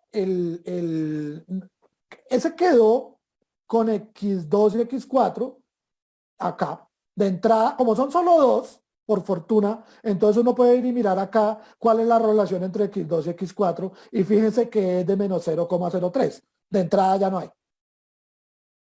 Pero puede que el modelo final le da a uno con multicolinealidad. Podría pasar. Aquí tuvimos la fortuna de que el que quedó justamente no dio con multicolinealidad. Perfecto. Bueno, por último, Oscar nos pregunta, ¿qué modelos utilizaría si tengo variables cuantitativas? Bueno, aquí son cuantitativas todas. Todas son cuantitativas las que incluyen el modelo. Pero no sé si la pregunta va por otro lado. Si yo llego a tener variables cualitativas, o sea, por ejemplo, dentro de los modelos, no sé aquí en el departamento, por ejemplo, si es mayoritariamente rural o urbano, puedo clasificar esos departamentos o los puedo clasificar por tamaño o por topografía. Alguna de esas, que es una variable cualitativa, yo la puedo incorporar en las variables X sin ningún problema. Puedo seguir utilizando un modelo de regresión lineal múltiple. ¿Cuál es el problema? Que podría ser problema desde el punto de vista de los modelos lineales múltiples, es si mi variable respuesta, la Y, es cualitativa. Porque el supuesto acá de normalidad de entrada ya no se cumple en una variable cualitativa. Entonces, ¿qué es lo que sucede? Podemos utilizar los modelos lineales generalizados. Y si mi respuesta, por ejemplo, es de 2, podemos utilizar los modelos binomiales, los modelos Logit o Probit. Y si mi variable de respuesta es de más de 2, puedo usar los modelos multinomiales, ¿no? Con variable de respuesta cualitativa. Y esos multinomiales tienen dos grupos. Si esa variable de respuesta es una variable ordinal, por ejemplo, que sea pequeño, mediano, grande, utilizo un modelo multinomial ordinal. Y si esa variable cualitativa es nominal, o sea que no hay ningún orden entre las respuestas, pueden usar un modelo de multinomial nominal. Para ese tipo de modelos en particular, los multinomiales, no coloqué la referencia, pero un libro muy chévere para ese tipo de modelos es el libro del profesor Alan Agresti. Cualquiera de ellos. Hay uno que se llama Análisis de datos categóricos. Ese ahí tiene todo un capítulo que nos habla de los modelos de multicolineal, de respuesta múltiple cualitativa. Bien. Bueno, han salido dos nuevas preguntas. Adriana Caro nos dice, doctor, al ser R cuadrado muy alto, generando alta multicolinealidad, podría decir que el modelo no va a permitir una buena estimación. ¿Debo cambiar la distribución? ¿Cuál es la más confiable? Excelente pregunta. Depende para lo que uno quiera el modelo. Cuando uno a veces puede admitir esa multicolinealidad. Recuerde, la multicolinealidad no me viola los supuestos del teorema de Gauss-Markov. O sea, mis estimadores, a pesar de que tengan varianza grande, son mínimas. Entonces yo estoy trabajando con los mejores estimadores. La utilidad que tengo del modelo es solo para estimar, pudiera quedarme inclusive con multicolinealidad alta. ¿Sí? Pudiera quedarme con multicolinealidad alta. Ahora, si quiero depurarlo, sí, pues quito variables, pero no habría problema dependiendo para lo que quiera usar el modelo. Bien. En ese gráfico, Freddy nos pregunta si en ese gráfico la correlación es menor con respecto a la variable x4, entonces la variable es importante importante para el modelo? ¿Se aplica No. también en otros casos? No. O sea, de nuevo, lo dije al inicio, pero lo repito. Lo ideal es que en la primera línea que mide la correlación de la variable de respuesta, que es la Y, con todas las covariables, lo ideal es que fueran altas. Aquí es donde estoy mirando en la primera línea, que es la Y con todas las otras. Si la correlación es alta, probablemente va a ocurrir que esas variables son importantes en la estimación. De aquí para abajo, de la línea 2 hacia abajo, lo ideal para que no haya multicolinealidad es que todas estas correlaciones fueran pequeñas. Entonces, la que me dice si es importante o no es la primera línea, las otras no. Claro. Bien. Por último, nos piden el apellido del autor del libro que acaba de recomendar. Alan Agresti. Agresti. El Ok. libro que les digo es, en particular se llama Análisis de datos categóricos. Bien. Perfecto. Entonces, muchas gracias, doctor Dagoberto, por su participación. Muy interesante la ponencia del día de hoy. Y esperamos contar con su presencia en el Congreso que se realizará en Ica el próximo No, año.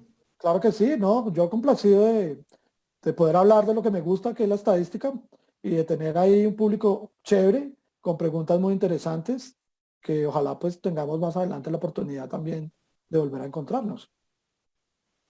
Sí, yo, bueno, he asistido a muchos congresos y veo muy interesantes los temas que siempre toca usted. Ah, bueno, muchas gracias. Bien, doctor Dagoberto, un gusto. Bueno, Espero verlo pronto. a todos los participantes un saludo y estamos ahí